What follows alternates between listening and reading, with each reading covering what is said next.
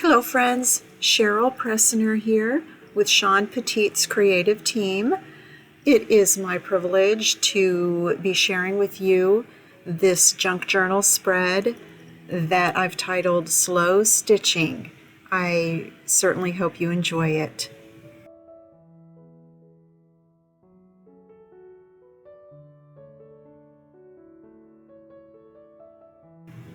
This little sewing basket is my inspiration for this month, and sewing ephemera always gets me excited, so here we go.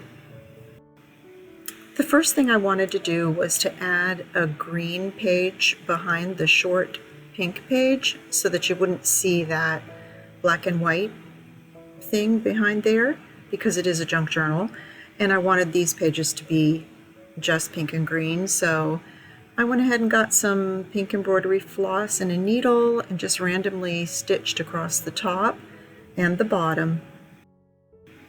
I just wanted to get a little color down just so that the page background wouldn't be just plain stark white, even though I'm going to be covering up most of it. I used the Shawn Petite Little Flowers stencil for this, and the green ended up being a little bit too light and it got covered over too, but I added a little darker green later. I added a few more in white just to see if that would show up on the pink a little bit.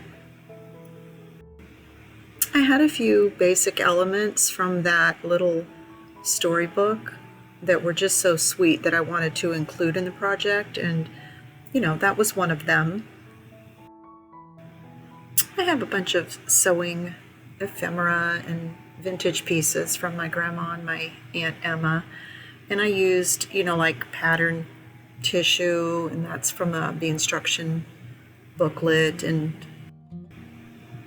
so I'm continuing to lay down my elements, and that was my favorite. The little sewing basket was my favorite part of the whole thing. And actually, that pin cushion there, I really liked that pin cushion. I got out of a magazine and I never could find the spot for it. So you'll see it pop in and out throughout the video, but it never did find its own little spot.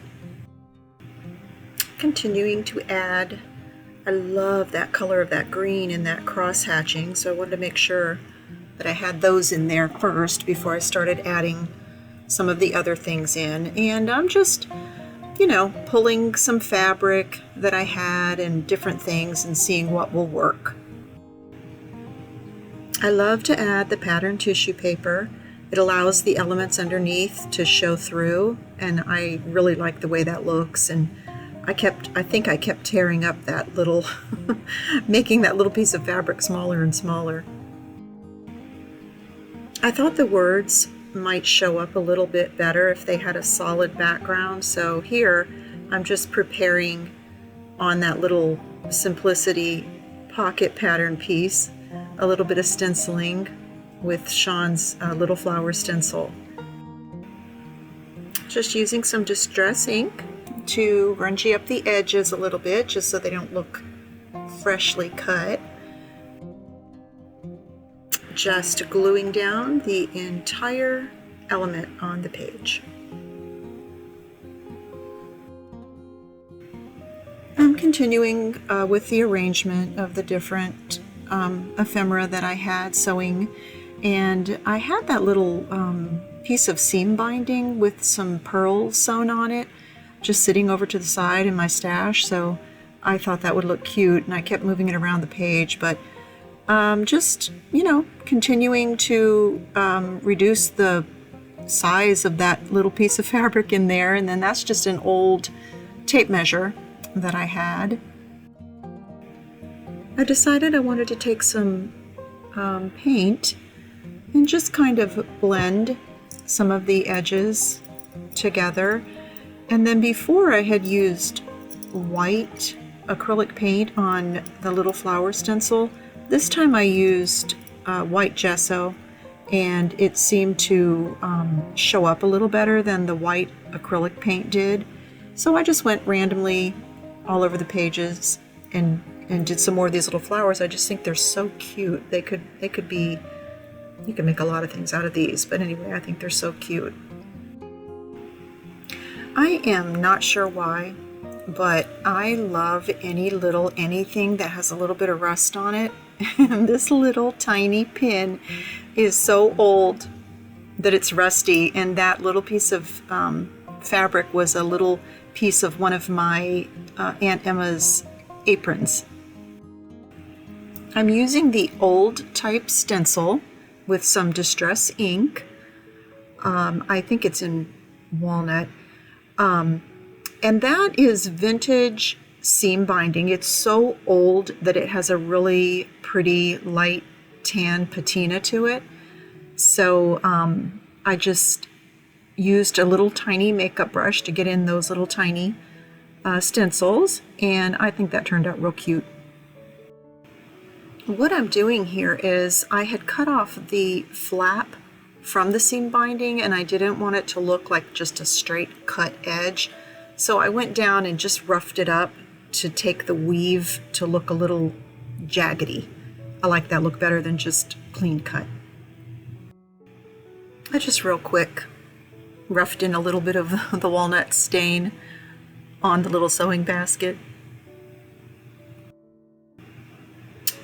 Gluing down the little slow stitching that I just made on the vintage seam binding.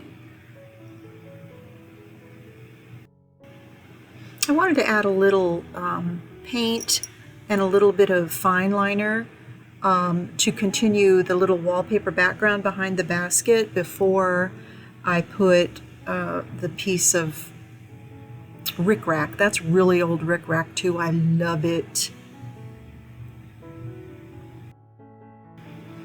I also wanted to mention that little piece of white iron-on seam tape has a little rusty straight pin in it. I love it too. I decided I'm going to take some green embroidery floss and do a little more stitching over there on the left side of the page. I think that looks so good when you stitch on top of paper. So I just did some cross hatches. I'm adding a couple of little pieces of picot trim. I got a whole bolt of it at an antique store. I just absolutely adore it. And underneath is a vintage transfer of flowers that you iron on, and also some vintage lace. It just wouldn't be right to have a sewing spread if you didn't have a needle, so I just got a little piece of fabric and some of that same green embroidery floss and just put the little needle in it so that I could glue that down. And I can't get enough of those little tiny flowers, so I went back over with some gesso and added a few more. And just a little fun, picking out the perfect little finishing touch with the buttons. And I sure hope you've enjoyed watching. Here's the finished slow stitching project, and I would highly recommend it to anybody. Just get a needle and thread and start stitching away. I hope and pray that y'all have been keeping safe. So until next time, don't forget to like and subscribe to Shawn's YouTube channel. I've also started a YouTube channel myself, Cheryl Pressner Art. So I have the projects that I've done for Shawn on there so far, but plan on adding some more. Thank you again. Have a great day.